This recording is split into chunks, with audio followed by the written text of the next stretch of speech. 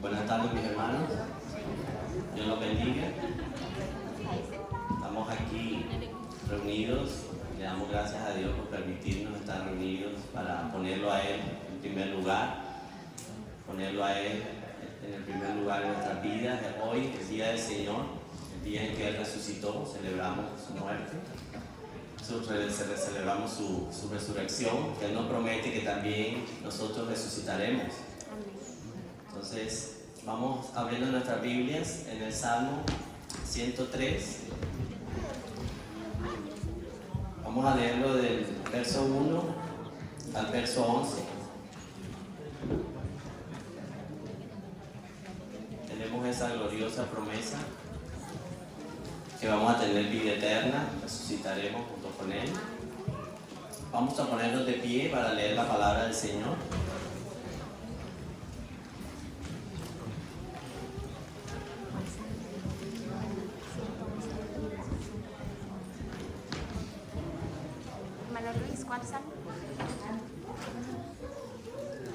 ¿Ya estamos todos ahí? 103. Salmo 103. Bendice, alma mía, a Jehová, y bendiga todo mi ser su santo nombre.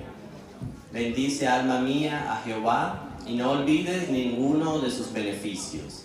Él es quien perdona todas tus iniquidades, el que sana todas tus dolencias, el que rescata del hoyo tu vida, el que te corona de favores y misericordias, el que sacia de bien tu boca de modo que te rejuvenezcas como el águila.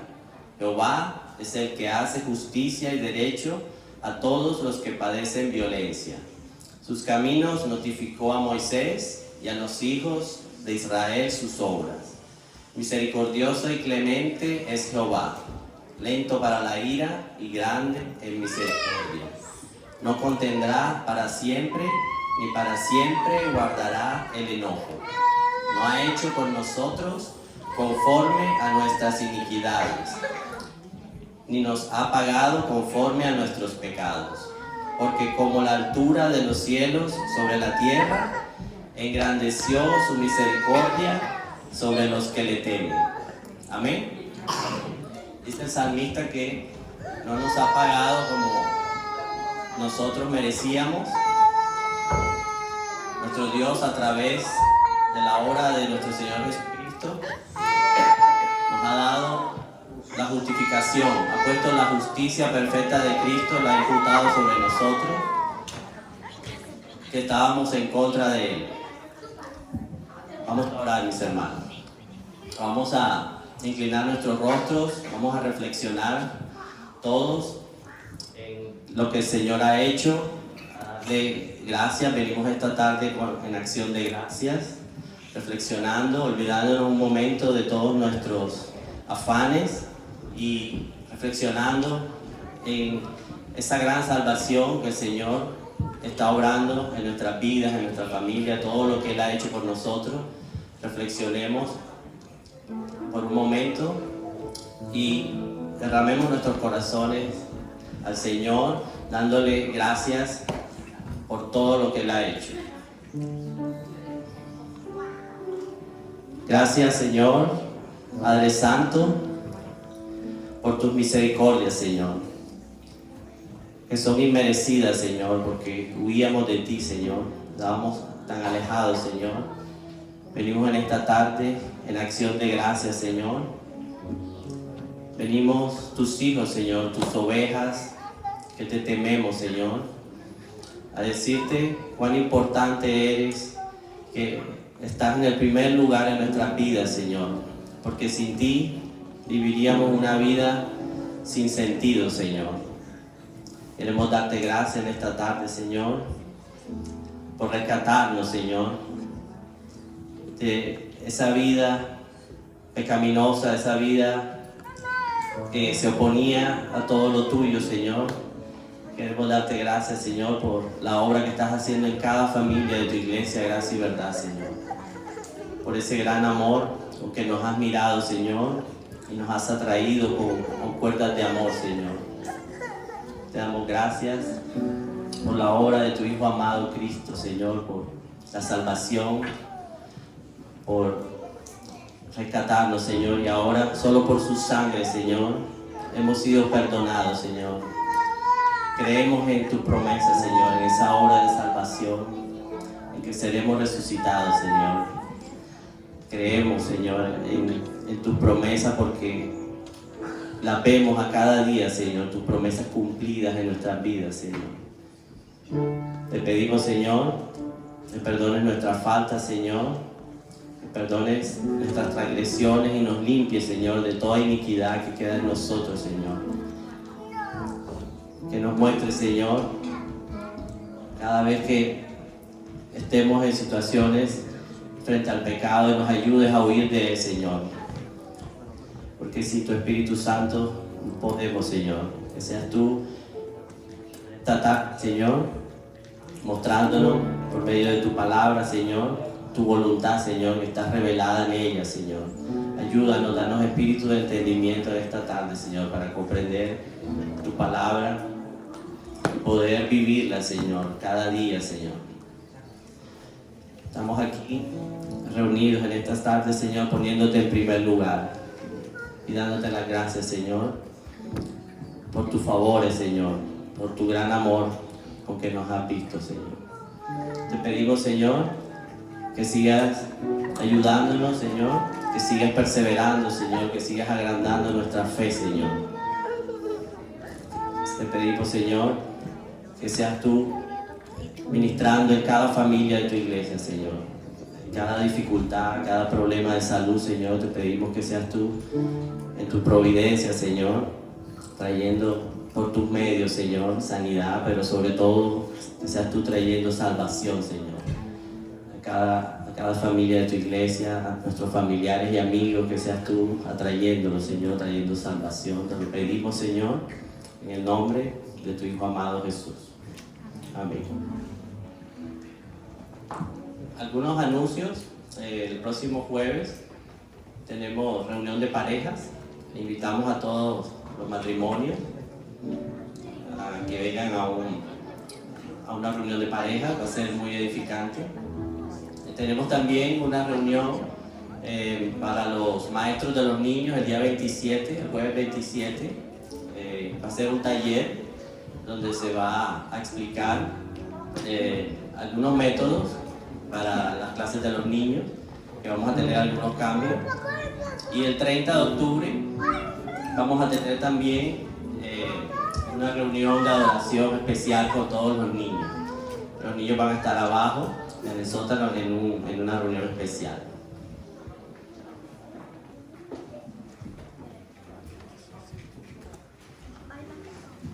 Amén, mis hermanos, así que seguimos adorando al Señor, porque Él ha sido bueno, porque Él es la razón por la cual estamos aquí. Bienvenidos todos los hermanos, ahí nos podemos ver los unos a los otros, saludarnos, bienvenidos todos y vamos a adorar juntos al Señor. Vamos a decirle, Señor, tengo gozo en mi corazón porque la razón por la cual estoy aquí eres tú. El Señor ha resucitado y por esa razón hoy podemos cantarle a Él. Amén. Entonces vamos a decirle nosotros que somos la casa del Señor. Nosotros le vamos a decir al Señor, Señor, hay gozo en esta casa. En mi casa hay gozo. Porque eres tú, Señor, el que gobierna mi corazón. Amén.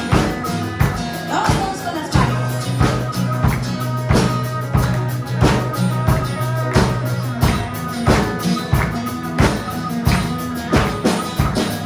Es momento de adorarle y exaltarle. Queremos que toda la iglesia nos acompañe y adoremos al Señor. Porque hoy estamos con gozo en Él. Amén. Cantamos a Dios que fue, cantamos a Dios que es, cantamos a Dios que por siempre será. Él libra de la prisión, Él abre el mar en dos, mi Dios tiene la victoria. Hay gozo en la casa de Dios, hay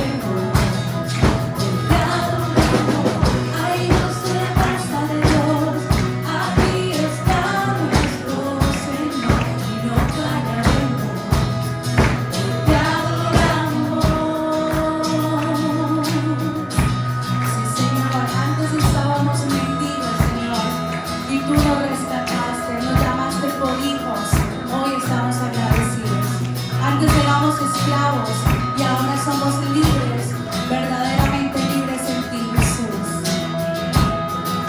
Fuimos mendigos,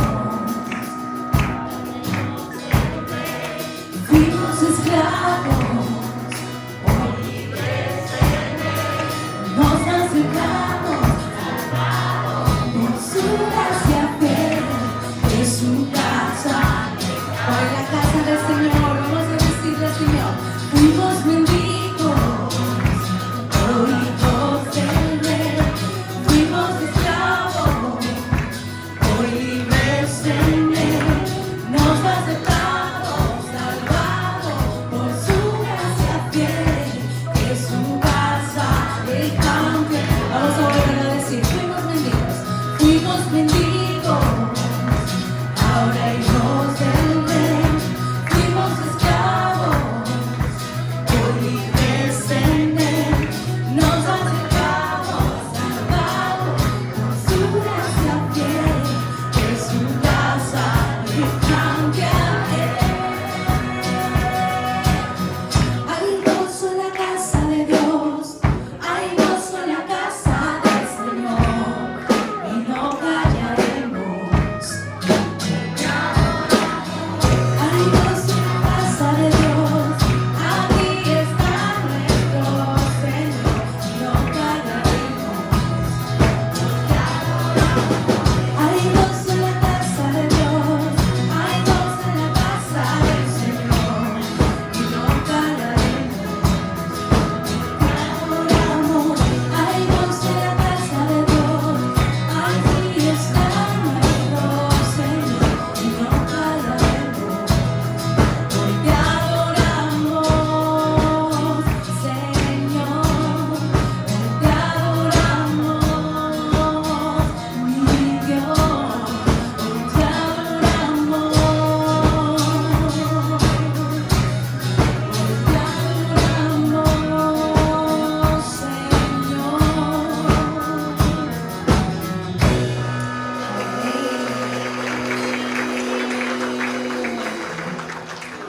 Cantamos al Señor porque reconocemos nuestra condición, que no éramos nada, que el Señor nos ha rescatado y que ahora Él nos hace participar en su mesa.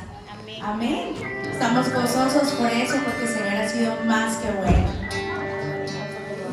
Y hay razones para agradecerle. Una de esas es la salvación que el Señor nos ha dado. Y podemos hoy hacer memoria de todas las bondades que el Señor ha tenido con nosotros. El Señor ha sido más que bueno.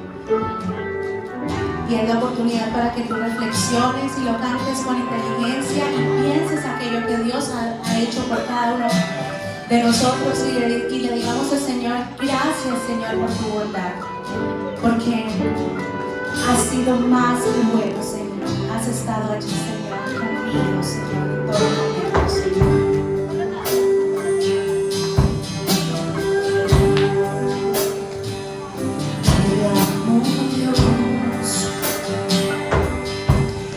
Tu bondad nunca me falla, siempre estoy, cada día en tus manos, desde el momento que despierto hasta el anochecer, yo cantaré de la bondad de Dios. Dile, Señor, en mi vida ha sido, Señor, bueno. En mi vida ha sido bueno. En mi vida ha sido tan fiel. Comencé a cantar alegre.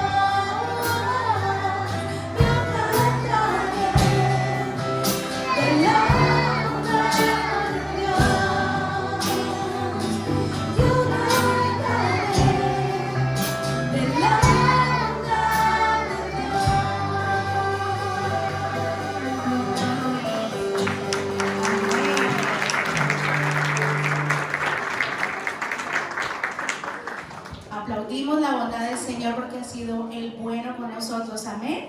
Seguimos adorando al Señor y yo invito a mi hermana Daimet con los niños aquí adelante.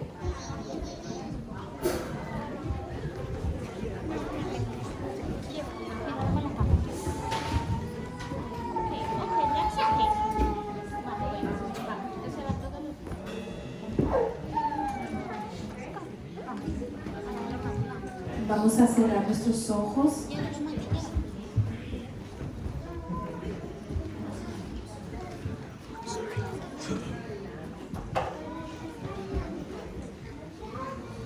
Señor Padre Santo, en esta tarde, Señor, te damos gracias por estar aquí, Señor. Gracias, Señor, por tu bondad, Padre Santo. Gracias, Señor, porque tú eres bueno cada día, Señor. Oh, mi Dios, Padre Santo, en esta tarde oramos por nuestros niños de nuestra congregación Gracia y Verdad, Señor. Oh, Señor Padre Santo, cuídalos, Señor. Dispón, Señor, su corazón, Señor. La clase de hoy, Señor, que penetre en ella, Señor. Dale sabiduría a los profesores, Señor, para dar tu palabra, Señor. Cuídalos y protégelos, Señor. En el nombre poderoso de Jesús. Amén.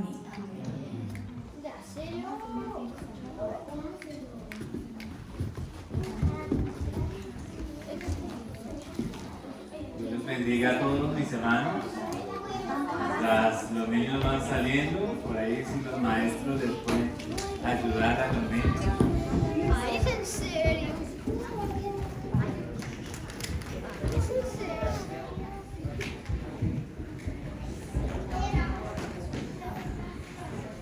Solo antes de empezar, ahí donde usted esté, mira al que tiene al lado, atrás, salúdelo si no lo veo ahora.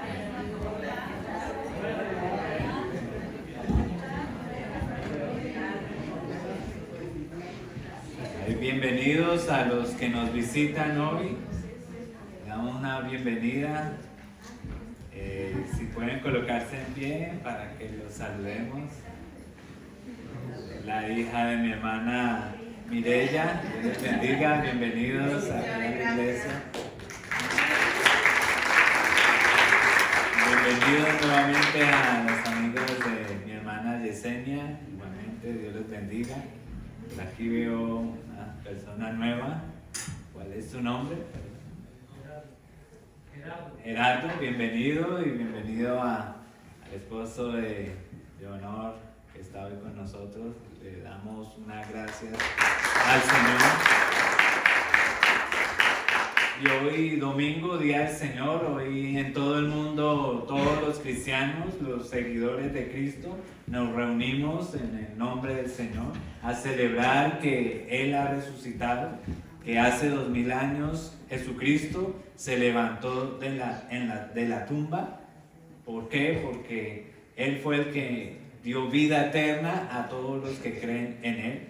Todo el que cree en Él, Él dijo que también cuando muramos, el que cree en Él, aunque esté muerto, vivirá. Esa era nuestra condición antes de conocer a Cristo. Y ahora, cuando hemos conocido a Cristo, hemos tenido vida eterna en Él. Y la vida eterna ha comenzado ahora, desde el momento en que creímos. Esa es la vida abundante que nos ha dado el Señor y por eso estamos contentos y celebramos hoy. Hoy es Acción de Gracias aquí en Canadá y tenemos mucho por qué darle gracias al Señor, ¿cierto? Como cantábamos ahora, cantábamos juntos. En nuestra vida Él ha sido bueno, Él ha sido fiel, nos ha rodeado con su amor y eso es lo que cantábamos porque es una realidad en nuestras vidas. ¿Cuántos dicen amén? Sí ha sido una realidad la bondad de Dios, la fidelidad de Dios. Sus promesas han sido fieles para con nosotros, amén. Amén. Y solamente recordar unos anuncios. El próximo jueves, ya lo dijo mi hermano Luis, solo recalcarlo, tenemos la cena de las parejas, les invitamos, vamos a tener un momento aquí en el Señor y con su esposo, su esposa, y les invitamos a los que no son casados, pero tienen hijos, si quieren aconsejar a sus hijos, si quieren edificarse también, son bienvenidos. no vayan a sentirse incómodos, pueden participar, aquí no tenemos ninguna excepción. Y les invitamos el próximo jueves. El otro jueves tenemos, ¿qué cosa? Cena de matrimonio este jueves, pero el otro, el taller de finanzas para las familias. Y lo íbamos a hacer primero para las mujeres, pero vamos a hacerlo para todos. Traigan su laptop, iPads y sus presupuestos. Vamos a mandarle por WhatsApp a los de la iglesia qué es lo que deben tener en cuenta para que ustedes sepan y hagan el ejercicio. Vamos a hacer un ejercicio en Excel para las finanzas familiares, cómo la familia hace un flujo de caja proyectado de 1 año, 2, 3 años y cómo ve sus finanzas y cómo puede tomar decisiones de acuerdo a eso. Eso va a ser el jueves, ¿qué fecha? 20 y el 27 los maestros, no de septiembre sino de octubre, la otra. El 20 de octubre es el taller de finanzas y el jueves después, 27, los maestros de los niños, tenemos acá un taller para maestros de los niños. Igualmente los que vienen habitualmente el jueves les invitamos, va a estar, como decimos en francés, très bon. Va a estar muy bueno el taller, entonces les invitamos a que venga ese próximo jueves y el 30 de octubre los niños van a tener abajo en el basement, en el subsol, van a tener una celebración especial para ellos. Esos son los anuncios, solamente me pido incline allí un instante su rostro, vamos a orar al Señor por dirección. Padre Santo, gracias Señor por que tú nos has guardado, Señor, y has sido bueno y fiel con nosotros, Señor. Hoy venimos con acción de gracias, con alabanzas, bendecimos tu santo nombre, Señor, que tu misericordia ha estado con cada uno de nosotros, con nuestras familias. Hasta aquí nos has ayudado en tu misericordia, Señor, a nuestros hijos, nuestros padres, Señor. Hemos tenido tu provisión, Señor, la protección, la salud, Señor. Providencialmente has cuidado de nosotros, Señor. Muchas gracias, Señor. Como hemos cantado hoy, Señor, te adoramos por lo que tú has hecho, Señor. Creemos en tus promesas, Señor, que son para ti, como dice la Biblia, en ti, sí, amén, siempre, Señor. Tú siempre deseas lo mejor para tu pueblo, tus hijos, tus redimidos, Señor. Muchas gracias por tus cuidados, Señor.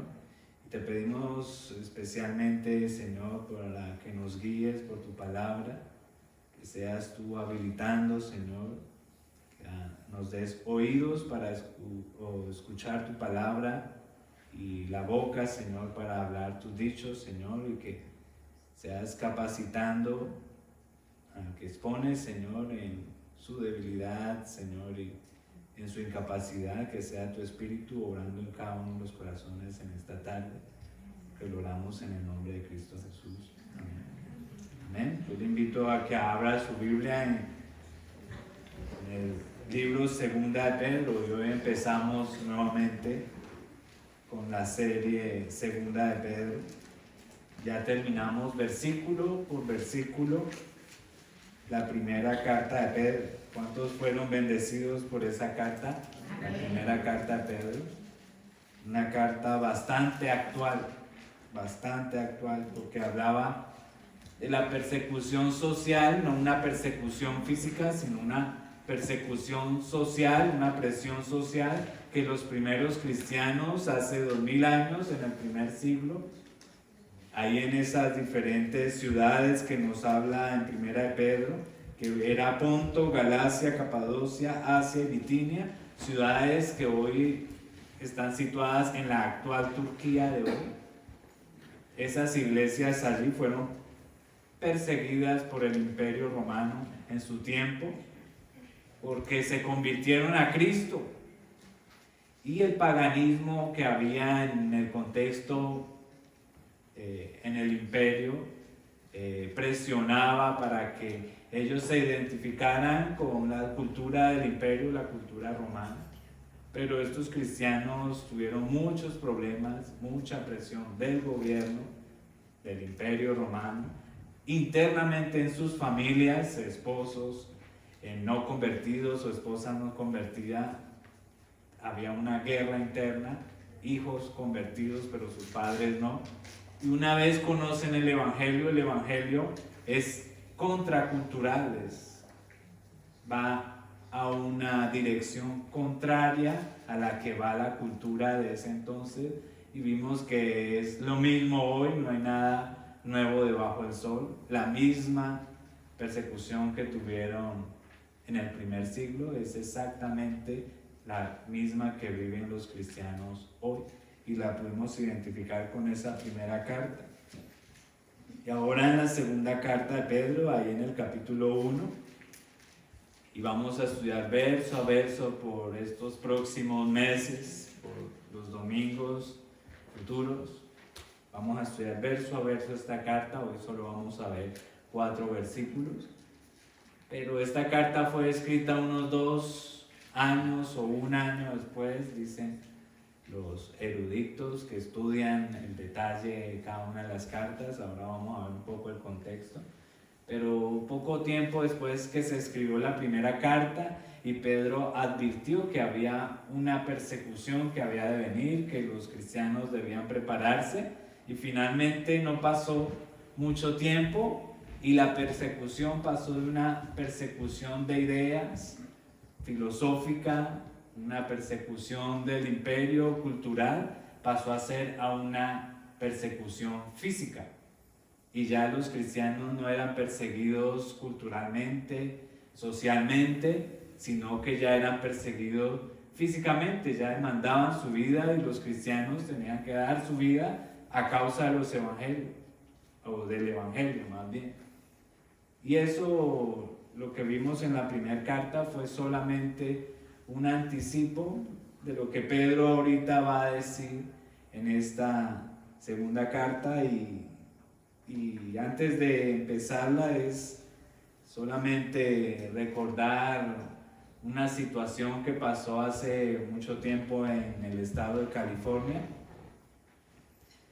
y fue que hubo una noticia, una ilustración acerca de una noticia, un descubrimiento por James Marshall en California, en Sutter Mill, en los años 40.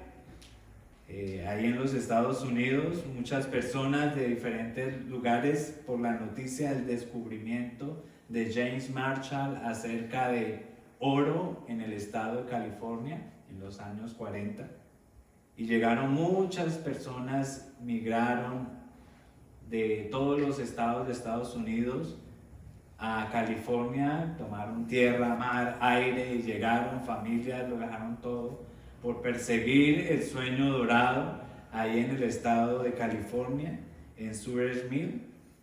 Y muchas personas iban en busca de grandes fortunas y no se desanimaban, y comenzaron a trabajar en las minas ahí en California.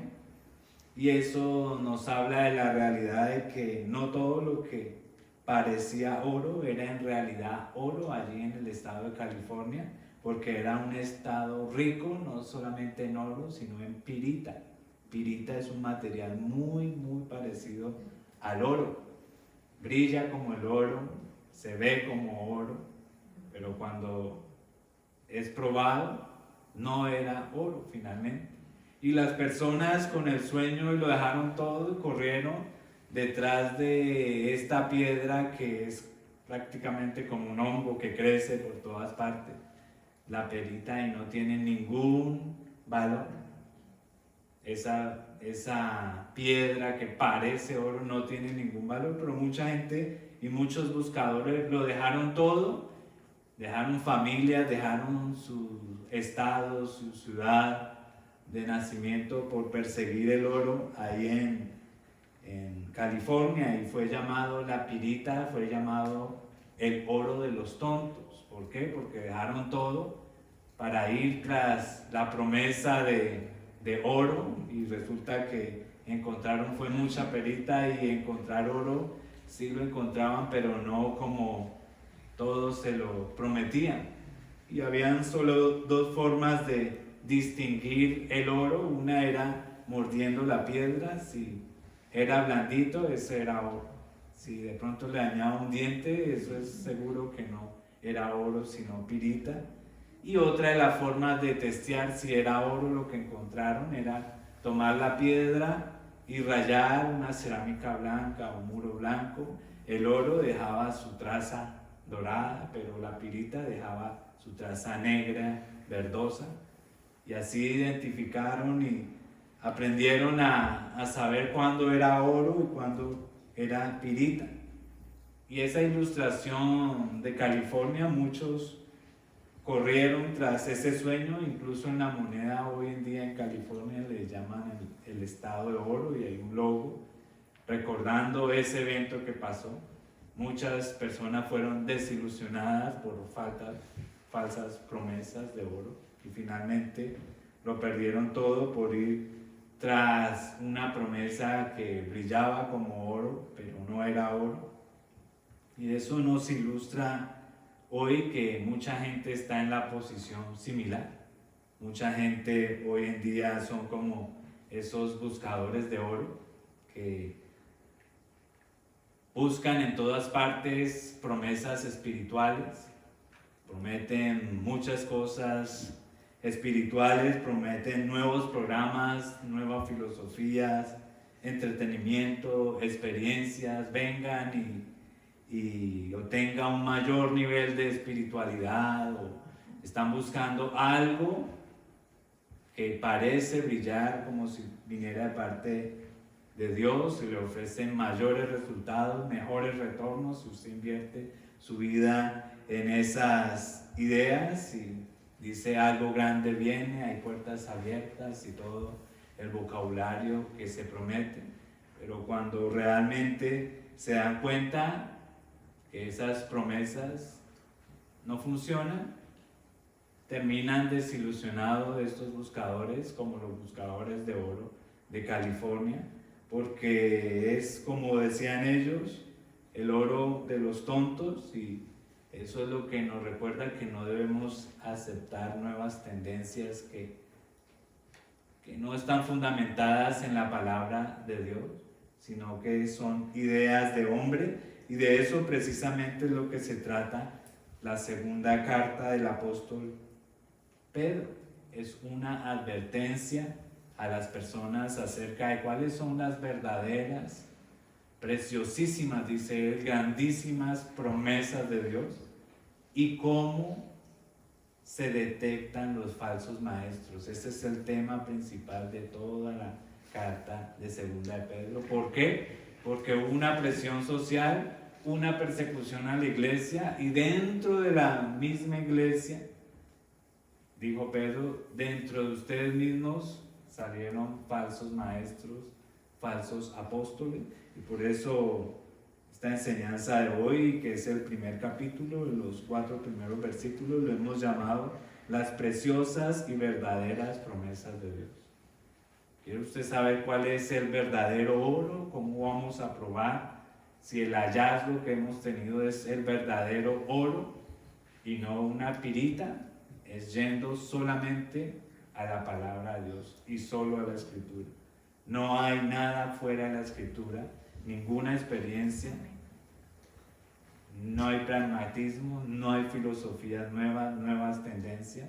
Es la misma palabra que fue escrita hace 2000 años, es la única que nos ayuda a encontrar cuáles son las verdaderas y preciosas promesas de Dios que sí aplican para nosotros hoy. Y eso es lo que nos enseña el apóstol Pedro en su primera carta. Y solo para ver un poco de contexto, veamos el contexto de esa segunda carta antes de empezar a leer, que nos ayude un poco a entender toda la carta. Y no voy a ir en el detalle de esta carta. A medida que vamos avanzando, vamos trayendo más contexto, pero como usted lo ve ahí, el libro lo podemos dividir en tres grandes divisiones.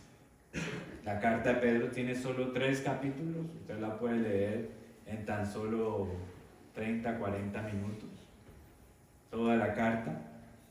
Y tiene 3 grandes divisiones, tiene 3 grandes capítulos y se ven 3 grandes divisiones en el libro. En el primer capítulo nos habla de cómo crecer en la gracia y el conocimiento de Dios. Cómo crecer en la gracia y en el conocimiento de Dios. Una vez venimos a Dios por la fe, somos salvos, pero hay un crecimiento. Y un crecimiento que no es una opción para el verdadero cristiano. No existe la neutralidad, no existe alguien que flota en la gravedad espiritual. O disminuimos espiritualmente o avanzamos espiritualmente. No nos quedamos ahí en el neutro. Si no avanzamos, quiere decir que estamos retrocediendo. Y la carta de Pedro nos ayuda a evidenciar y a preguntarnos a nosotros mismos, de acuerdo a nuestros frutos, si es que estamos creciendo en el Señor o simplemente estamos en una regresión espiritual, o sea, estamos retrocediendo espiritualmente. El riesgo de no crecer para un cristiano, ¿cuál es el riesgo de no crecer? Es que se puede convertir precisamente en ese falso maestro que enseña Pedro en la carta, porque exactamente eso fue lo que pasó. Entonces, una gran advertencia. Y en el segundo capítulo de Pedro encontramos creciendo en el discernimiento. ¿En el discernimiento de qué? De qué es la verdad y qué es el error. Eso nos enseña la segunda carta, es donde él denuncia a todos los falsos maestros. Usted ve el título que tiene ahí en su Biblia, dice la Reina Valera, falsos profetas y falsos maestros. Y aprende el cristiano cómo detectar los falsos profetas y falsos maestros. Porque todo lo que es genuino, ¿qué va a pasar? Hay una tendencia a que sea falsificado, ¿cierto? ¿Y cómo usted conoce qué es lo falso? Hay 2 formas. Para saber si un billete es falso, usted puede hacer cursos y conocer todas las formas de cómo se fabrican los billetes falsos. O usted conoce muy bien el verdadero y ya cuando ven un falso, usted lo detecta fácilmente. ¿Sí estamos entendiendo? Eso es lo que hace en Estados Unidos la gente que trabaja en el FBI, en el Tesoro de los Estados Unidos. La gente los capacitan para detectar billetes falsos, es entrenándolos solamente a conocer el verdadero. Y cuando conoce el verdadero no tiene necesidad de saber toda la cantidad de imaginación de los falsos, sino solo enfocarse en lo verdadero. Y eso es lo que vamos a hacer en la carta de Pedro.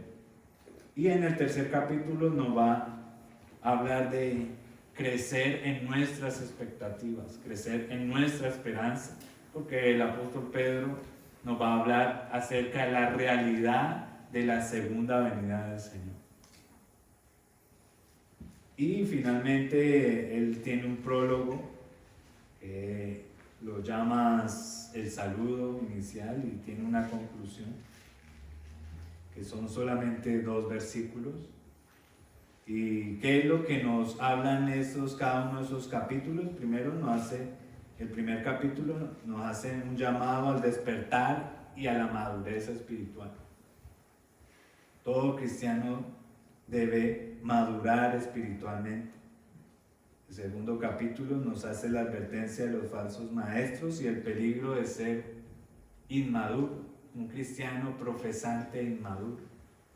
Eso no es un verdadero cristiano, por eso decimos cristiano profesante. Él dice ser cristiano, pero un cristiano verdadero no es inmaduro, un cristiano verdadero crece progresivamente, porque eso es lo que hace el Señor. Y también nos responde en el capítulo 3, nos habla de cómo experimentar el poder de la esperanza para una vida piadosa, o sea, para una vida en santificación. ¿De dónde viene el poder para ser santos? como dice la Biblia. Eso lo trata el capítulo 3. Entonces es interesante la carta, ¿cierto? ¿Qué preguntas hace la carta? ¿Cómo saber que estoy creciendo en la gracia y el conocimiento del Señor? Eso lo hace, es la pregunta del primer capítulo. El segundo capítulo nos pregunta quiénes son y qué esperar de los falsos maestros y los desertores de la fe. En el tercer capítulo nos dice qué tipo de fe deberíamos evidenciar si es que somos cristianos. Esta carta es como un espejo para saber el estado de nuestra fe. Y cada uno de los capítulos en esas tres divisiones nos hace un llamado. El capítulo 1 nos llama a ser puros. El capítulo 2 nos llama a tener cuidado. Y el capítulo 3 nos llama a ser diligentes. Y hay promesas ahí, en esos capítulos. El capítulo 1, la promesa es que nunca tropezaremos. Eso es lo que nos dice ahí el capítulo 1, versículo 10. Si usted quiere leerlo, dice el apóstol Pedro, dice, por lo cual, hermanos, habla la iglesia, tanto más procurad hacer firme vuestra vocación y elección. Nuevamente el mismo tema. Porque haciendo estas cosas, ¿qué dice? No caeréis jamás. Y vamos a ver qué son esas cosas que Pedro dice que si hacemos esas no vamos a caer jamás. Eso es una promesa, una garantía. No queremos caer.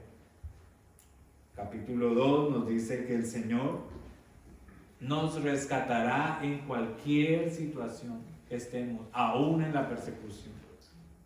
Él nos rescatará. Esa es la promesa en el capítulo 2, que está en el capítulo 2, versículo 9. ¿Quiere leerlo allí?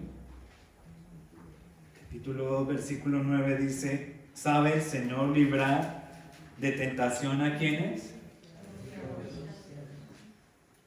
A los piadosos. Eso es una promesa, que el Señor nos libra a quienes, a los piadosos, de tentación, pero también dice ahí, ¿qué cosa?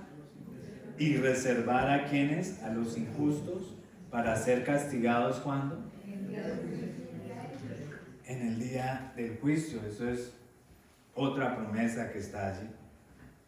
Una promesa de recompensa y otra promesa de retribución, o sea, de aplicar justicia. Y en el capítulo 3 nos habla de la promesa de que heredaremos nuevos cielos y nueva tierra. Y eso nos habla del futuro. Capítulo 1 nos habla del pasado. Capítulo 2 nos habla de las advertencias del presente. Capítulo 3 nos habla de las promesas de Dios en el futuro. ¿Y cuál es el propósito de la carta de Pedro? ¿Por qué el apóstol escribió esa carta? Él mismo lo dice ahí en el capítulo 1, verso 19 y en el capítulo 2, verso 9. Y el propósito de la carta es la madurez y el crecimiento espiritual como garantía para sobrevivir a los engaños y corrupción de este mundo y así evidenciar que vivimos vidas anticipadas a la venida del Señor. Ese es el propósito de la carta. ¿Cómo vemos a Cristo en esa carta de Pedro? Dice el apóstol que Jesús es la estrella de la mañana que rescatará, como leíamos ahora, a los justos del engaño y la tentación y reservar a los malvados para el día del juicio. ¿Quién es el autor? Ya lo he dicho varias veces, ¿cierto? Apóstol Pedro. ¿Por qué? Así introduce su carta. ¿Cómo dice capítulo 1, versículo 1? Simón, Pedro, siervo y apóstol ¿de quién? Él es el autor, ¿cierto? Muchos, usted lee comentarios, hay muchos debates y hay muchos, sobre todo la teología liberal de Alemania, la Ilustración y todos ellos, cada libro de la Biblia buscan hacer lo que llaman ellos una crítica y dicen que Pedro no escribió el libro de Pedro, que fue otro, que no dice en el original, no dice en griego que está, no dice Simón, sino Simeón, pero Simeón es la misma palabra derivada de lengua arámica, y solo por esa palabra que encontraron en los originales, dicen que este no lo escribió Pedro, pero sabemos por todo el contenido que vamos a ver que es el apóstol Pedro. Todo lo que revela allí, dice, yo fui advertido por el Señor con qué muerte iba a morir, eso pasó. El apóstol Pedro ahí dice, yo fui testigo ocular de la transfiguración, estuvo solo 3 personas, Pedro, Juan y Jacobo, fue Pedro. Dijo, yo escuché la voz del cielo que dijo, este es mi hijo amado que tengo complacencia, solo Pedro, Juan y Jacobo estuvieron ahí, no puede haber otro autor. Y al final habla de la cercanía de su partida y de su muerte, como lo había dicho el Señor.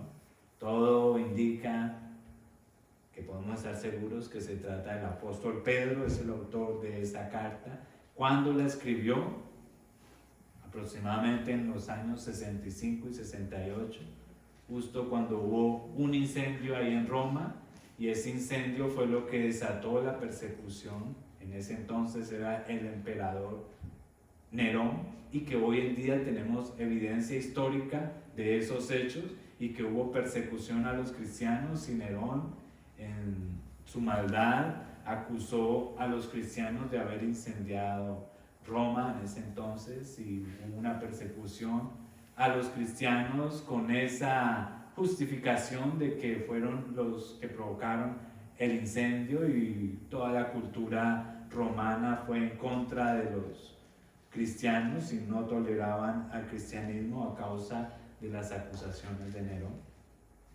¿Y desde dónde nos escribe el apóstol Pedro? Muy probablemente desde Roma, como lo dijo en la primera carta, desde Babilonia. Él llamaba a Roma Babilonia porque estaba allí oculto, que estaba siendo perseguido. No iba a decir exactamente en qué dirección estaba enviando la carta.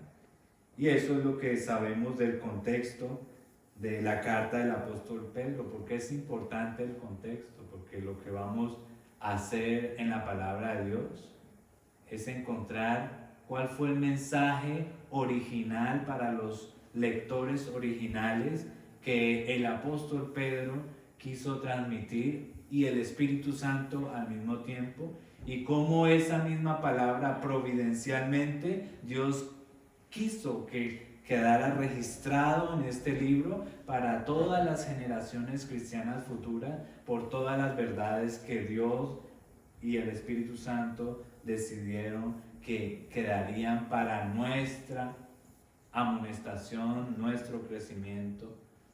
Y necesitamos saber qué es lo que dice el autor, no utilizar este texto para decir lo que se nos ocurra, sino qué es lo que dice el autor. Y principalmente es el Espíritu Santo, porque allí es donde la palabra de Dios trae vida a nuestras vidas, como dijo el Señor Jesucristo, mis palabras son espíritu y son vida, y esa es la palabra de Dios que transforma. Y eso es un poco de contexto. Ahí en la carta de Pedro él hace muchas denuncias.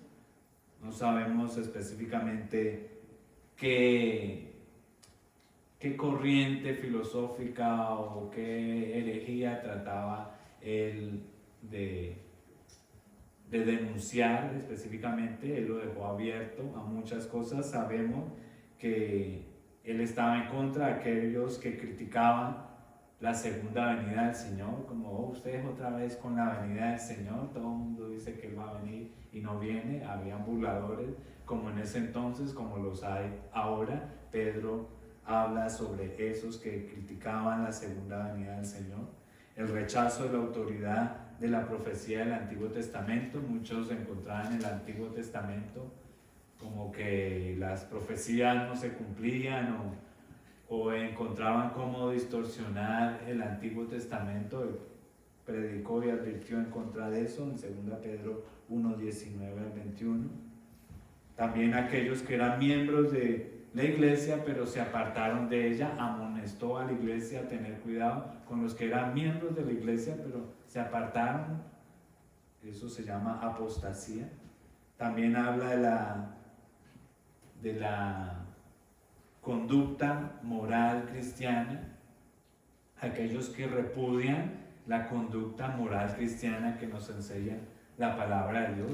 Ellos simplemente trajeron todo lo que tenía de su cultura greco-romana y querían venir a Cristo, estar en la iglesia, pero tener toda la cultura del mundo, todas sus borracheras, sus orgías, su forma de hablar, su forma de actuar. Quería mezclarlo en medio de la iglesia. Pedro advierte de esos falsos maestros que trataron de entrar estas doctrinas y enseñanzas en medio de la iglesia, como se ve en 2 Pedro 2:1, en el 20, versículo 20 y en el 21.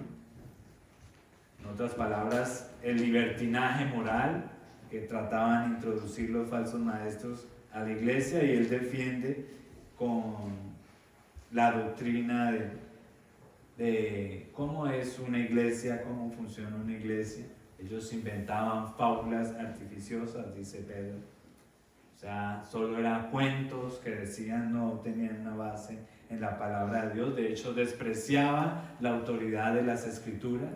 Esos son los síntomas de una persona que se hace maestro a sí mismo, que es un falso maestro, como lo anuncia Pedro. Desprecia la autoridad de las Escrituras, cree que las Escrituras, pero hay otras fuentes que podemos consultar diferentes a la Escritura.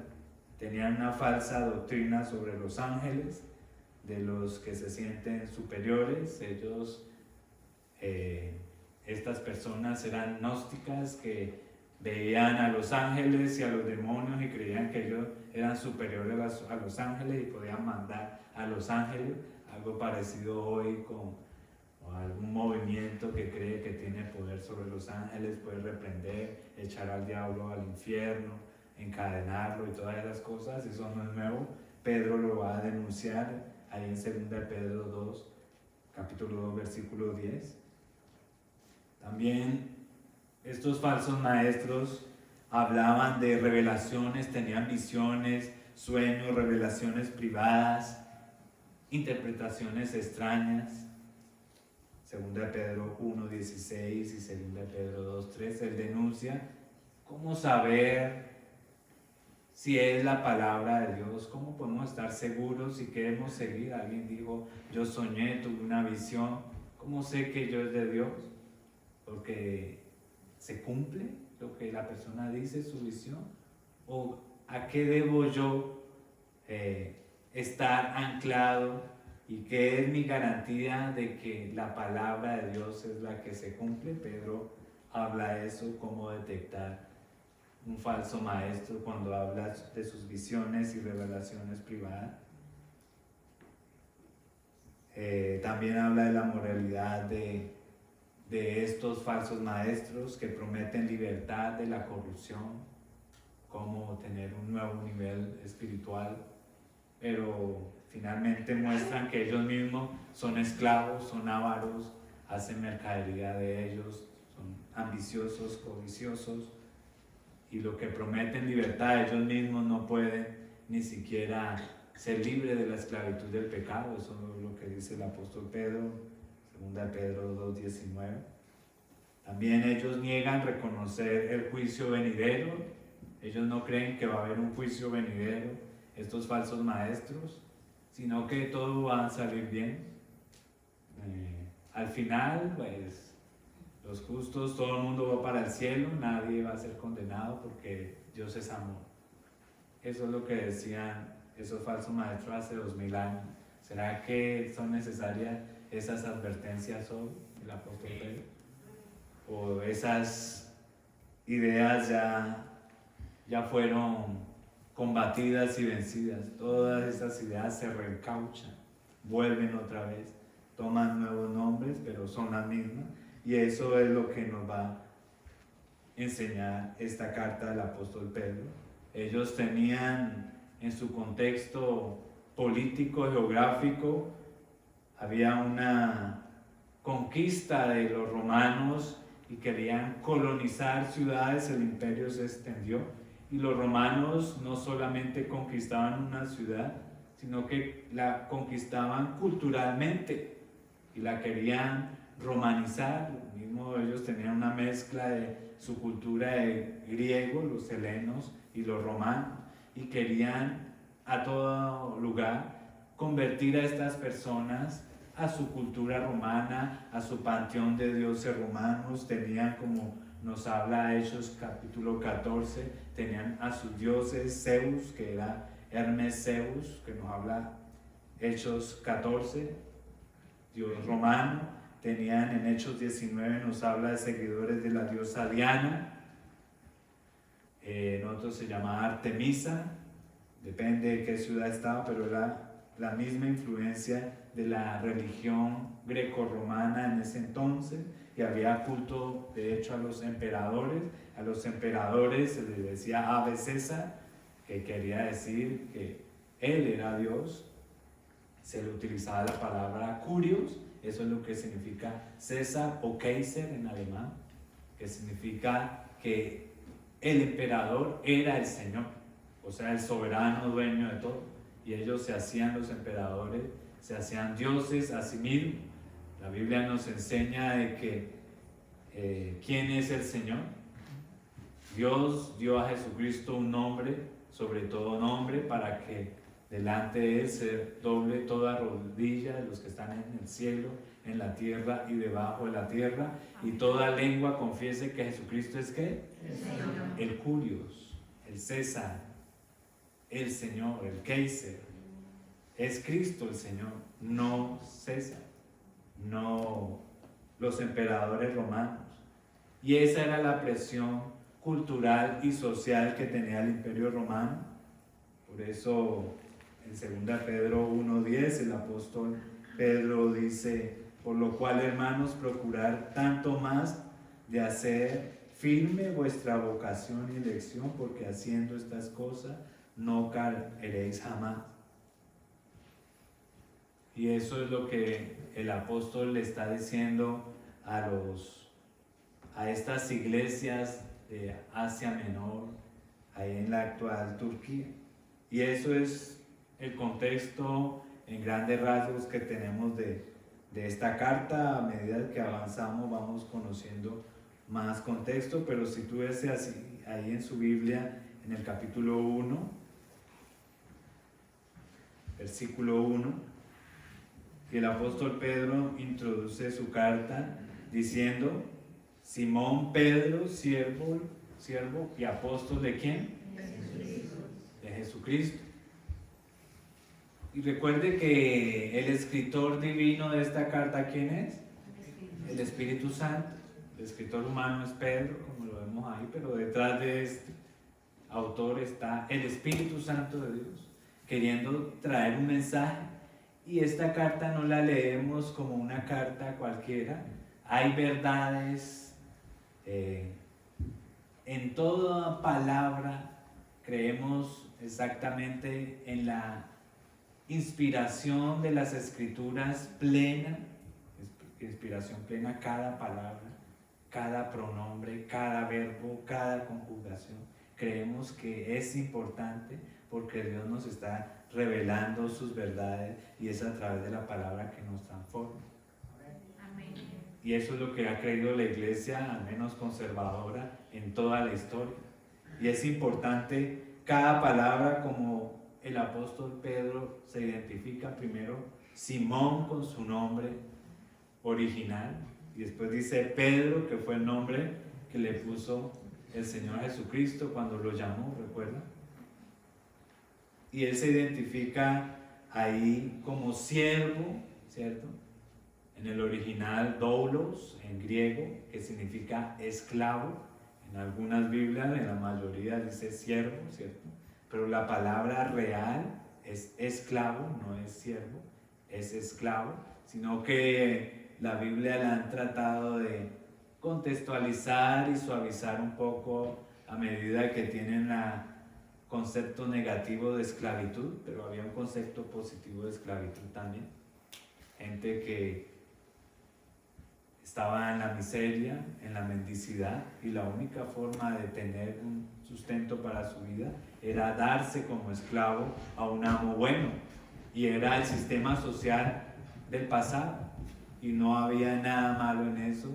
De hecho, ellos mismos, dice, se clavaban en una puerta y se clavaban un arete diciendo: yo le pertenezco a este amo. El amo les daba la libertad y les decía: no, quiero seguir viviendo con ese amo porque había amo bueno.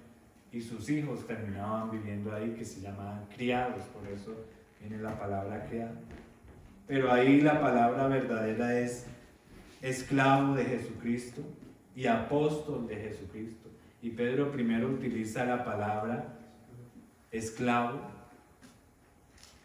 y mostrándonos la humildad, porque hay una diferencia entre esclavo y apóstol, ¿cierto? El apóstol en la cultura romana era el embajador, el primero que llegaba y ponía el estandarte en una tierra conquistada por Alejandro el Grande, en la antigua Grecia. Y ese era el apóstol, y de ahí viene derivada la palabra apóstol que tenemos hoy, era un embajador. Pero el esclavo era otra cosa. Hay un contraste que Pedro nos está mostrando de una gran diferencia entre el estatus de un esclavo y el estatus de embajador. Y Pedro se identifica con ambos, pero antepone el título esclavo de Jesucristo.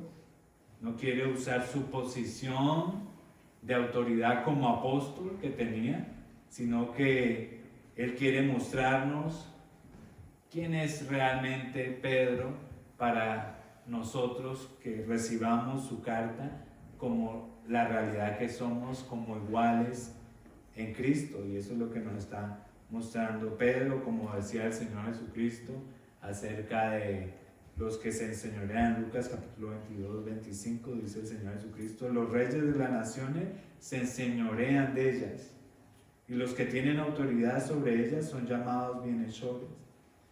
El más joven y el líder como el que sirve, así debe ser en medio de nosotros. Y eso es lo que nos está transmitiendo Pedro, que él fue un esclavo de Jesucristo y está mostrando su autoridad apostólica. Y hace un énfasis humilde en esa introducción, como se identifica. Y ahí él está diciendo: a los que habéis, ¿qué dice? ¿Sí está ahí? Capítulo 1, versículo 1. A los que habéis alcanzado por la justicia de nuestro Dios y Salvador Jesucristo, que dice: una fe igualmente preciosa que la nuestra. ¿Sí ve cómo él se está igualando, Pedro, a los receptores de esa carta? Tenemos la misma fe. Hemos recibido la misma fe por la justicia de Dios. Yo, esclavo de Jesucristo y apóstol de Jesucristo. ¿Y a quién va dirigida la carta? A los que han alcanzado por la justicia de nuestro Dios y Salvador Jesucristo. Y ahí tiene usted una referencia a la deidad de Jesucristo. ¿Sí lo ve ahí en el capítulo? Dice: a los que habéis alcanzado por la justicia de nuestro Dios y Salvador. Dios y Salvador Jesucristo. ¿Qué nos está hablando? Afirmando la deidad de Cristo. Para Pedro, ¿quién era Cristo? Es lo que para nosotros hoy es Dios Jesucristo. Él no es un simple hombre, un hombre de una buena moral que vino hace 2000 años, pero hombre no. Él es hombre, 100% verdaderamente hombre, pero también verdaderamente Dios. Cristo, desde la eternidad pasada ya existía, por Él fueron hechas todas las cosas, sin Él nada de lo que fue hecho, dice las Escrituras. Jesucristo es Dios, y en su divinidad, hace 2000 años, añadió a su naturaleza divina, añadió una naturaleza humana. ¿Para qué? Para venir a morir y cumplir toda justicia, morir la vida que nosotros deberíamos vivir. Y esa es la justicia de Cristo. ¿Por qué tuvo que venir Cristo? Dios, ¿por qué tuvo que venir a este mundo? Para satisfacer la justicia de un Dios santo. Porque recordemos que toda la humanidad es pecadora, ¿cierto? No hay justo ni aun uno. Todos a una se hicieron inútiles. Eso es lo que nos dice la Biblia y nos habla de nuestra corrupción humana desde que nacemos. ¿Por qué era necesario que viniera Jesucristo? Porque Dios mismo dijo que la paga del pecado es ¿qué? Es muerte. Porque tenemos un Dios santo y que no tendrá por inocente ¿a quién? Al culpable. Y si todos somos pecadores, somos merecedores del juicio de Dios. Amén. Pero ¿por qué vino Cristo? Precisamente a eso vino Cristo, a satisfacer la justicia de Dios. ¿Cómo lo hizo? Vino, encarnó como forma humana y vino a vivir una vida sustitutiva, su vida por la nuestra. Vivió una vida perfecta, 33 años, cumpliendo toda justicia, dice la palabra de Dios, sin pecado, tentado en todo y sin pecado. Y en la cruz del Calvario, ¿qué hizo Dios? Dios Padre llevó en él todas nuestras rebeliones. Por su llaga fuimos nosotros curados. ¿Curados de qué? Cáncer. ¿De qué está hablando Isaías 53? Del pecado. Esa es nuestra enfermedad terminal, el pecado. Y eso fue que Él vino a hacer en la cruz del Calvario. Morir por nuestros pecados. Y Él fue el que nos trajo vida por su sacrificio, su muerte sustitutiva a la cruz. ¿A quiénes? A todo aquel que en Él cree. A todo aquel sin reservas. ¿De qué forma? Gratuitamente. Amén. Y ese es el milagro que hizo Dios de la encarnación. Vino a morir por nuestros pecados. ¿Qué pasó en la cruz? ¿Cómo saldó esa deuda que teníamos nosotros ante un Dios santo y perfecto? Es que en la cruz Dios Padre trató a Jesucristo como si hubiera vivido nuestra vida pecaminosa y derramó toda la ira que nosotros merecíamos, cada uno de nosotros, fue derramada sobre Él. Y hoy nos trata a todos los que creen en su nombre como si nosotros hubiéramos vivido la vida perfecta de esos 33 años que vivió Jesucristo. Nos trata como si hubiéramos vivido la vida perfecta de Él. Ese es el Evangelio. Eso es lo que el hombre le ofende. Ese es el Evangelio por el que perseguían a los cristianos. Eso se llama ceguera espiritual. Rechazar a un Dios bondadoso y bueno. Esa es la obra de Cristo y a todo aquel que cree en esa obra de Cristo, que incluye nuestra condición como pecadores en bancarrota, que no somos buenos, que aún nuestras justicias más buenas, como dice la palabra de Dios, son como trapos de inmundicia, son harapos comparado a la justicia perfecta que demanda Dios. Pero todo aquel que cree en Él da una nueva vida, hay una transformación, cambia el corazón, cambia la disposición del corazón, el corazón que antes amaba el pecado, ahora lo rechaza. Ese es el poder del Espíritu Santo actuando en aquellos que creen en el Señor. Y eso es lo que nos está hablando Pedro, Simón Pedro, siervo y apóstol de Jesucristo, a los que habéis alcanzado, dice, por la justicia de nuestro Dios y Salvador Jesucristo, una fe igualmente preciosa que la nuestra. Y solo detenerme ahí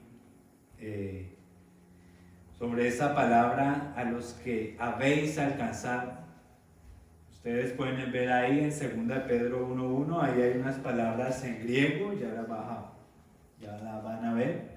Esas palabras, ese es el texto original en griego, como está escrito, y cuando hablamos de habiendo obtenido esa palabra, que la palabra es langano en griego, Esa palabra langano, que dice habiendo alcanzado, quiere decir que la recibimos de suerte. Eso solo se usa esa palabra langano 3 veces en el Nuevo Testamento y siempre refiriéndose a suerte, cuando tuvieron suerte sobre la ropa del Señor Jesucristo y cuando tuvieron suerte en Hechos capítulo 1 sobre quién iba a ser el nuevo sucesor de Judas Iscariote.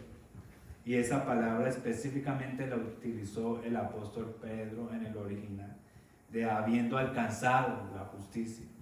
No es que alcanzamos la justicia por nuestros propios méritos, sino fue por la gracia de Dios que la alcanzamos. Como por suerte, como dice el apóstol Pedro, nos ganamos la lotería. Dios nos escogió de un montón de pecadores que merecían el infierno. Justamente Dios de ahí nos sacó y nos rescató. Solo por gracia. Solo por la fe. Amén. Y eso es lo que está diciendo Pedro. Por eso quería colocar esa palabra que es importante, langano. Dice, habiendo obtenido por suerte. Esa palabra que dice haya alcanzado. Eso es lo que significa. Que no fue una justicia que nos ganamos porque éramos muy buenos, muy morales, estamos en Cristo. No, era porque simplemente por la gracia de Dios es que estamos hoy en Cristo. Y él dice ahí, el apóstol Pedro, habéis alcanzado por la justicia de nuestro Dios y Salvador Jesucristo.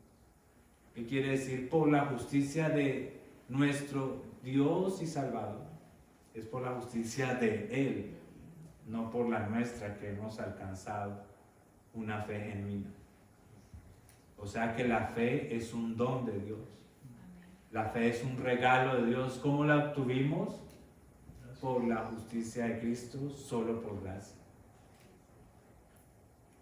Y esa fe no es de nosotros, es un don de Dios. Por gracia habéis sido salvos, mediante la fe. Y esta no es de vosotros, es un don de Dios. ¿Por qué creímos en el Señor Jesucristo?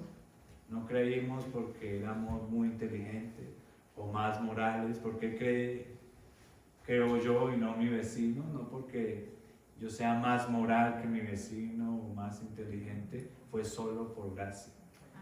Y eso es lo que el mundo desprecia, porque el mundo quiere que se le cuenten sus obras, sus méritos. Y eso es ofensivo, ese evangelio. Esa es la parte ofensiva del evangelio. Porque si le preguntan en la calle a las personas, ¿usted va a ir al cielo? Sí. ¿Por qué? No, porque yo no he matado a nadie, yo no robo, ¿cierto? Se comparan con algún malo en la cárcel, pero no se comparan con la santidad perfecta de Dios, que es la que se demanda. Y ahí es lo que nos está hablando el apóstol Pedro. Por eso dice, una fe igualmente preciosa que la nuestra. O sea, de quién está hablando, de él y de los apóstoles. Tenemos la misma fe que tuvo el apóstol Pedro. La misma fe del apóstol Pablo.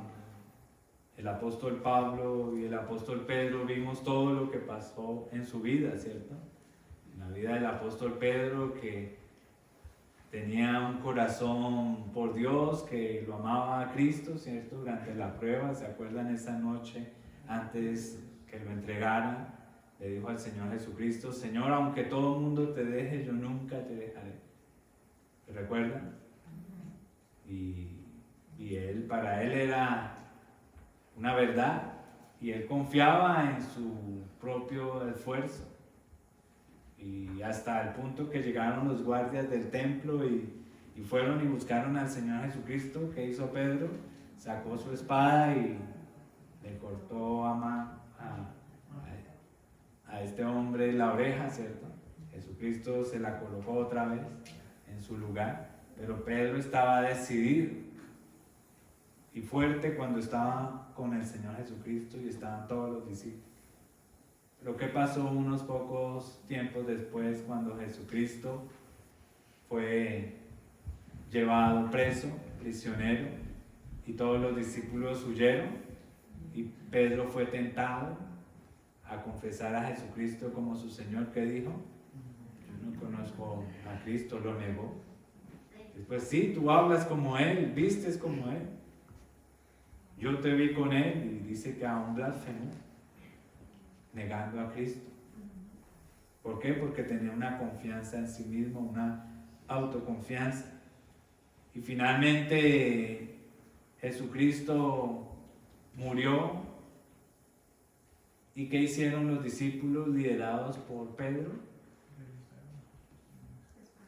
A las redes, que dijeron nunca más volver, que ya no iban a pescar peces, sino iban a pescar hombres. ¿Qué hizo Pedro?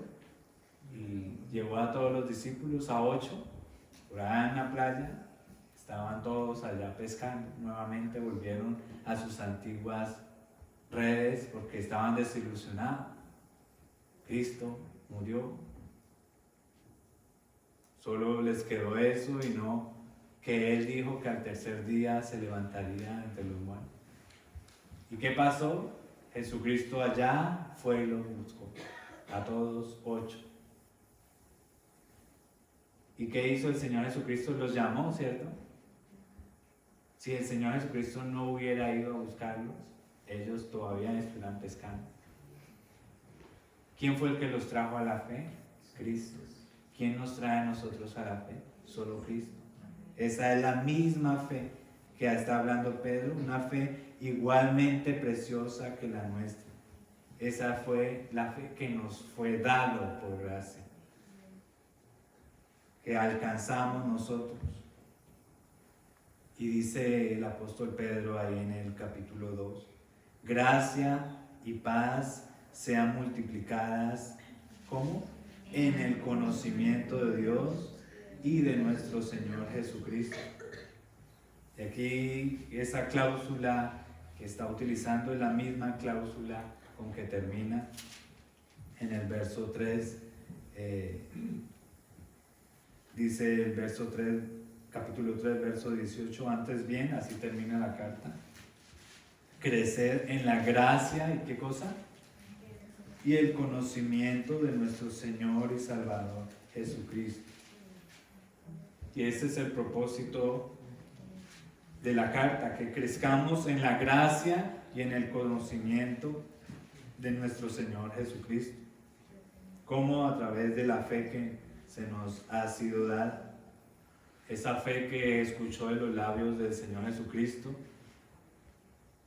el reino de Dios que habla en Mateo capítulo 13, versículo 45 al 46, dijo el Señor Jesucristo: el reino de los cielos es como un mercader en busca de perlas finas, que al encontrar una perla de gran valor, fue y vendió todo lo que tenía y compró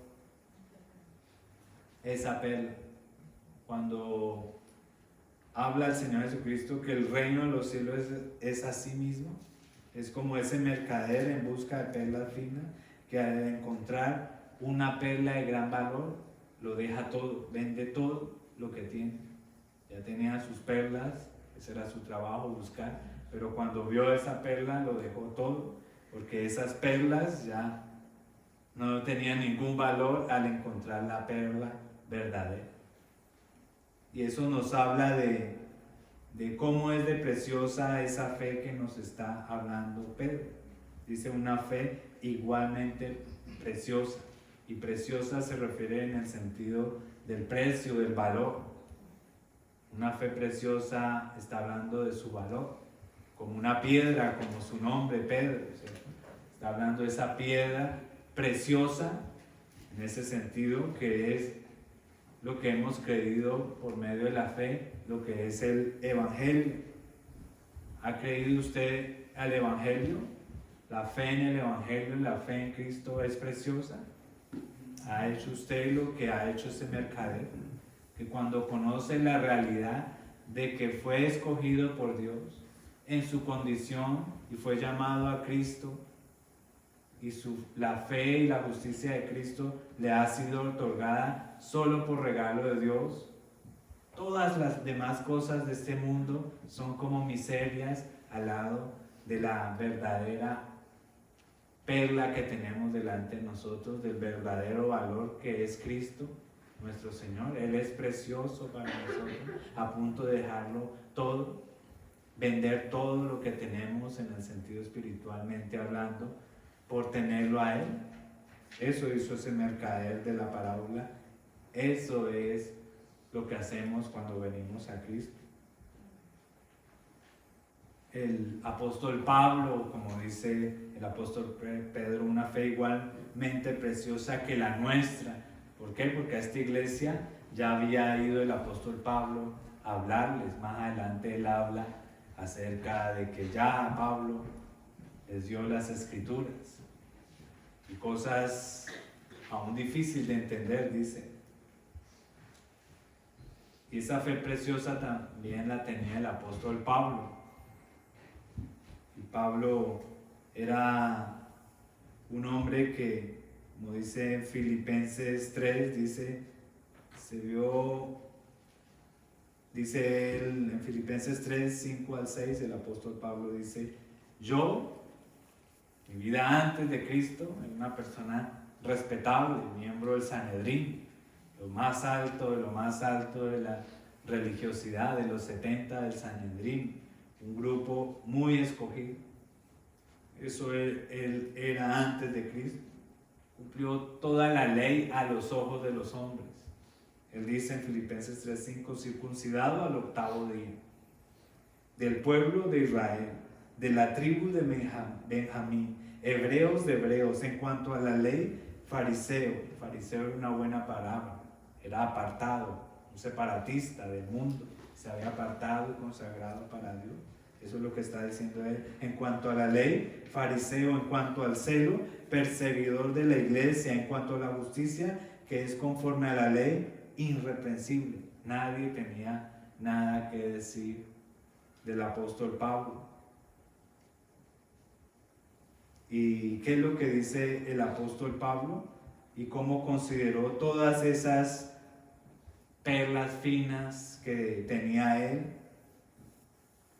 hasta que se topó y fue tumbado un caballo por una perla muchísimo más preciosa, nuestro Señor Jesucristo, que lo enfrentó, lo derribó y le abrió los ojos.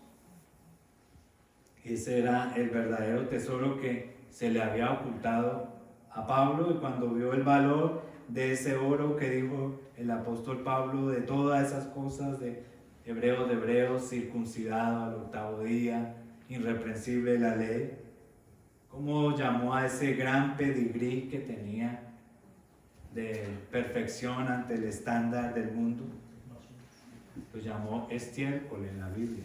Basura es un eufemismo que se ha agregado, pero la palabra en original es estiércol, comparado al valor, dice Filipenses 3:8, al supremo valor de conocer a Cristo Jesús mi Señor.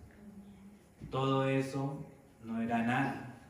Todo ese pedigrí que tenía no era nada al comparar a Cristo.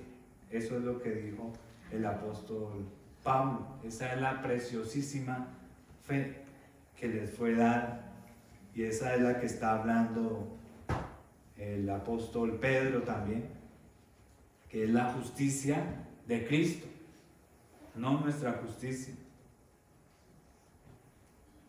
No nos jactamos de nuestra fe, nosotros no la obtuvimos, no nos la ganamos, fue un don de Dios. Su fundamento no es nuestra justicia, nuestras obras, sino la justicia perfecta de Cristo.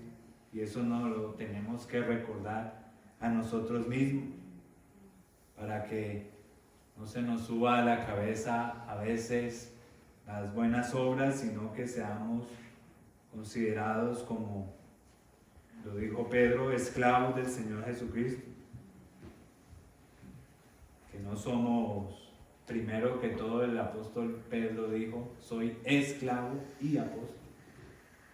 Primero dijo, soy esclavo de Jesucristo, y luego su título de apóstol.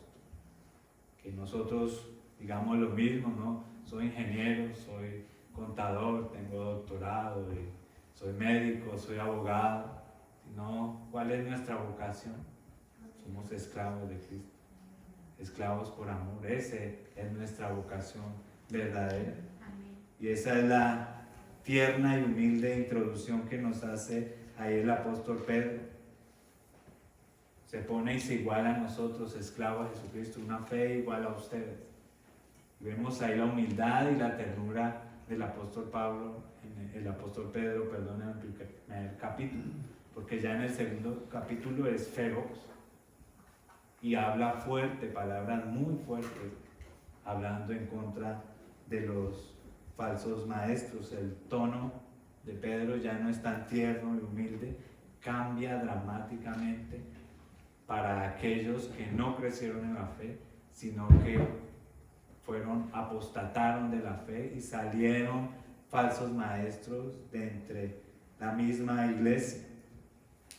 Y ahí en ese versículo 2 nos habla de esa gracia que sea multiplicada. Ese es el deseo del apóstol Pedro, que la gracia y la paz nos sean multiplicados en el conocimiento de Dios. Y Pedro hace énfasis en el conocimiento de Dios. Se lo va a encontrar varias veces ahí en esa segunda carta. La importancia del conocimiento de Dios, no saber información acerca de Dios, eso no es el conocimiento de Dios. Conocimiento de Dios habla de una relación íntima, de conocerlo a través de las Escrituras como una experiencia. Y ver a Cristo, porque cuando lo conocemos, dice la Biblia, a través de las Escrituras somos transformados de gloria en gloria a la misma imagen de su Hijo, por medio del conocimiento de Dios en las Escrituras. Y ahí en el versículo 3 dice, como todas las cosas, y son todas, dice, no algunas, sino como todas las cosas que pertenecen ¿a qué cosa? A la vida y a la piedad, nos han sido dadas. Es un verbo pasado perfecto, quiere decir que todavía continúa una acción del pasado, que todavía continúa. Nos han sido dadas las cosas para la vida y la piedad. ¿La piedad qué quiere decir? Para vivir vidas en santificación. Todas las cosas que pertenecen a la vida y a la piedad, o sea, cómo vivir una vida progresivamente en santificación, nos han sido dadas en el pasado y están continuando por su divino poder. ¿De dónde viene la fuente? Nuevamente viene de Dios, por su divino poder, y eso es lo que nos está hablando. ¿Y qué dice ahí? ¿Mediante qué cosa? ¿Cuál es la fuente? Mediante, o el medio más bien. ¿Cuál es? El conocimiento, dice ahí. ¿De qué cosa? De aquel, o sea, una persona, no es algo, sino alguien, de aquel que nos llamó por su gloria y excelencia. Y ahí podemos dividir este texto ahí en tres partes que nos habla de cuál es la meta, que obtengamos vida eterna. Y esa vida eterna comenzó en el mismo momento en que creímos en Cristo. Amén. ¿Y cuál es esa meta también que nos dice ahí? La piedad. Quiere decir que lleguemos a ser personas piadosas, o sea, personas santas. Y nos habla de la meta, como ya vimos, nos habla de la fuente de esta vida y la piedad. ¿Cuál es la fuente? Su poder divino. Esa es la fuente. De ahí es que viene todo, del poder divino de Dios, no de nuestros esfuerzos para crecer. Viene del poder divino de Dios. ¿Y cuál es el medio por el cual produce esta vida y esa piedad? Dice ahí, ¿a través de qué cosa? Del conocimiento de Dios. Ese es el medio, por medio del conocimiento de Dios. Y nos habla entonces de una transformación moral y espiritual ahora y una esperanza de vida en la vida venidera. ¿Y por qué el apóstol Pedro habla de esa piedad y de esa vida? Porque vamos a ver en el capítulo 2 que él le preocupa que algunos en la iglesia están viviendo vidas muy corruptas, vidas como el mundo. Que dentro de la iglesia la gente está viviendo la vida como la vive el mundo en el imperio grecorromano. Borracheras, él las describió en el capítulo 1, vuelve y las describe en el capítulo 2, y creen que pueden vivir una nueva vida que ha recibido de Dios, nueva, y pueden vivir como vivían en el mundo. Y debido a esa preocupación, él está hablando de ese estilo de vida mundano que vivían esas personas como si el Señor nunca fuera a venir. Por eso en el tercer capítulo habla de la inminente venida del Señor, que ellos estaban queriendo correr la misma carrera del mundo caído romano. Y por eso esta carta es importante para nosotros hoy, porque nada ha cambiado. Dentro de la iglesia esa misma preocupación se mantiene hoy. Y ahí en ese texto podemos ver la conexión entre la piedad y la vida eterna. No puedes tener uno si rechazas lo otro. Ellas van juntas, la piedad y la vida eterna. No podemos esperar tener la salvación y la vida eterna sin la piedad, sin la santidad, porque precisamente Él nos salvó para que fuéramos hechos a la imagen de su Hijo. Por eso nos salvó. Y su Hijo no vivió una vida mundana, ¿cierto? Sino una vida en la complacencia del Padre. Y esa es la conexión que vemos ahí en el capítulo 2, verso 19. Él dice que los falsos maestros prometen libertad, pero ellos mismos son esclavos de la corrupción, porque cualquier cosa que vence al hombre, de eso es esclavo. Y él habla que después de haber escapado de las contaminaciones del mundo, capítulo 2, verso 19, por el conocimiento de nuestro Señor y Salvador Jesucristo, de nuevo, esos falsos maestros, capítulo 2, verso 19, fueron enredados en ellos mismos y vencidos, y su postrer estado viene a ser peor que el primero. Cuando una vida no hay una conexión entre la piedad y la vida eterna, lo que pasa es un degradamiento peor. Una persona no puede pisar una iglesia, conocer a Cristo, recibirlo todo y salir de ahí y vivir igual como estaba antes. Su condición, Pedro dice, va a ser peor que la primera. De hecho, da un lenguaje muy fuerte. Dice que es como el perro que vuelve al vómito, o como la puerca que una vez lavada vuelve a ensuciarse. Así es las personas que no hay una conexión entre la salvación y la piedad que Dios demanda. Y eso es lo que está hablando el apóstol Pedro. Él nos habló que la fuente de ese poder fue su divino poder, el poder de Dios que nos ha sido concedido. Todas las cosas que pertenecen o que conducen a la vida y a la piedad proceden de ese poder, del poder de Dios. Si no hay ese poder de Dios, si no experimentamos ese poder de Dios y no evidenciamos el poder de Dios, quiere decir que no somos. Porque si es el poder de Dios que está actuando en el cristiano, el poder de Dios actúa para que la vida del cristiano sea una vida que progrese en santidad, que progrese en piedad, ser una vida piadosa. Y esto es humillante para el religioso o para el soberbio que trata superficialmente de aparentar una vida piadosa, porque no lo puede lograr. Cuando se trata de la vida y la piedad, debemos tener todo provisto para nosotros desde afuera, no desde adentro de nosotros, sino desde afuera. ¿Desde dónde? Desde el poder divino de Dios. Eso no significa que seamos pasivos en nuestra fe, sino como dice el apóstol Pablo en Filipenses 2:13, ocupaos de vuestra salvación con temor y temblor. Y dice más adelante, ¿por qué? porque Él es quien produce tanto el querer como el hacer. Eso implica que nunca podríamos ser nosotros piadosos ni alcanzar a la vida eterna si no confiamos nosotros en el poder divino de Dios que está actuando entre nosotros. Y ahí es necesario que hagamos una pausa y pensemos en eso, de que la fe cristiana no es simplemente un conjunto de doctrinas de aprender o ser aceptada, sino es un poder que debe ser experimentado.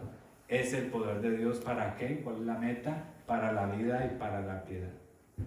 Si confieso ser cristiano, profeso ser cristiano y eso no está pasando, realmente es una profesión de fe, no una posesión de esa fe genuina que está hablando el apóstol Pablo. Si el poder de Dios no fluye en nuestra vida y no nos hace piadosos, es porque Cristo no está allí en nuestro corazón. Romanos 8:14, el apóstol Pablo dijo que todos los que son guiados por el Espíritu de Dios, esos son hijos de Dios. Los que son guiados por el Espíritu de Dios. Y eso nos habla el apóstol Pedro en ese pequeño texto. Dice que mediante el conocimiento de aquel que nos llamó por su gloria y por su excelencia, y su gloria nos está hablando de su deidad y su excelencia, de su impecabilidad, que nos está hablando de su naturaleza humana. Y dice, mediante el conocimiento de aquel que nos llamó, Él fue el que nos llamó a nosotros. ¿Cómo nos llamó el Señor? Un llamamiento eficaz. ¿Cómo fue ese llamamiento eficaz? No fue un llamamiento externo por la predicación del Evangelio solamente. Fue un llamamiento que recibimos el Evangelio, que fue predicado externamente, lo escuchamos, pero fue el Espíritu Santo en nuestros corazones que nos convencieron de estas cosas. A veces nos preguntamos por qué mucha gente escucha el Evangelio y no se convierte. Es un llamado, pero un llamado solamente por la predicación externa. ¿Es responsable esa persona de su llamado interno? Sí. Pero por eso dice la palabra, muchos son los llamados y poco, ¿qué? Los escogidos. Porque la fe procede de Dios. Y el pecador es responsable en creer, porque la Biblia dice, crea. Y las dos cosas son verdades, y no se contradicen, y están en armonía, y son paralelas, son gemelas, son siameses, y en la eternidad seguirán siendo paralelas, nunca se cruzan. El pecador debe creer, y cuando creemos es porque fue un regalo de Dios, y fuimos llamados por Dios. Amén. Él dice, Él nos llamó por su gloria y excelencia. Él fue el que nos llamó. ¿Y para qué nos llamó Él? Por medio de las cuales nos ha dado, ¿qué cosa? Por su llamamiento nos ha dado, ¿qué? Preciosas, ¿y qué más? Y grandísimas, ¿qué cosa? Promesas. El llamado de Dios nos ha dado preciosas y grandísimas, de gran valor, grandísimas promesas. Dios nos ha dado promesas en su palabra, pero las que Él sí nos ha dado, no las que se han distorsionado. Usted es cabeza y no cola, entonces usted va a ser promovido en su puesto de trabajo. Esas no son promesas en el contexto del versículo que se dio. Peor aún, se dio un contexto de bendiciones y maldiciones. Eso haría si ustedes guardan completamente la ley de Dios. Y el pueblo de Israel no lo hizo, y dijo el Señor ahí mismo en esos capítulos que dice cabeza y no cola, dice, y estas maldiciones les seguirán, porque era un pacto condicional. Había maldiciones, bendiciones y maldiciones. Si no hicieres lo que el Señor Dios te ha mandado, estas maldiciones te seguirán. Y se hablan de las bendiciones, cabeza y no cola, pero no de las maldiciones. Eso no se aplica para nosotros hoy. Pero estas que está hablando el apóstol Pedro, este sí es el oro. Lo demás es pirita. Esto es oro. ¿Cuáles son las preciosas y grandísimas promesas que nos ha dado el Señor hoy. ¿Y por qué son importantes? ¿Cuál es el propósito de esas preciosas y grandísimas promesas?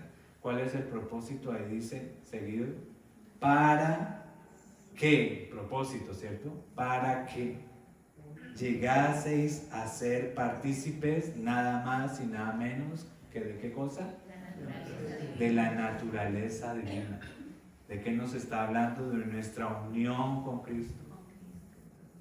Somos uno en Cristo. Padre, así como tú y yo somos uno, que ellos sean uno con nosotros.